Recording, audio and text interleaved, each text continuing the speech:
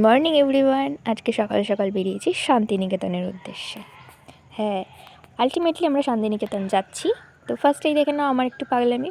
তারপর এখান থেকে আমরা বেরিয়ে গেছিলাম কঙ্কালীতলার উদ্দেশ্যে। তো সেখানে গিয়ে আমরা অনেক মজা, হাসি, ঠাট্টা, খেলাধুলা, সেই ছোটোবেলার আনন্দগুলোকে ফিরে পাই। ইভেন যেহেতু জায়গাটা ফাঁকা ছিল, তো আমরা খুব মস্তি করি সেখানে, দৌড়াদৌড়ি।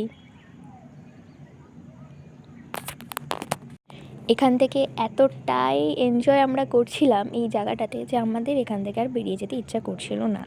কিন্তু আমাদের তো যেতে হবেই, কারণ একটা জায়গায় এতক্ষণ থাকলে আমরা পুরো শান্তিনিকেতন ঘুরতে পারবো না, আর এমনিও ঘুরতে পারতাম না, পারিও নি, কারণ একদিনে শান্তিনিকেতন ঘোরা পসিবল নয়।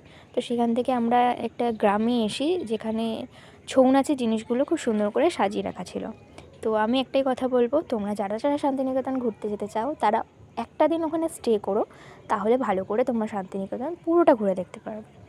তো এরপরে আমরা চলে আসি শান্তিনিকেতনের স্পেশাল জায়গা সোনাঝুরি হাটে। বাট এখানেও আমরা বেশিক্ষণ থাকতে পারিনি, আমাদের চলে আসতে হয়েছিল। তো শান্তিনিকেতনের এই সোনাঝুরি হাটের একটি মূল আকর্ষণ এই সাঁওতালি নাচ, আর সেটা দেখেই আপাতত আমরা এখানেই দিনটাকে শেষ করি।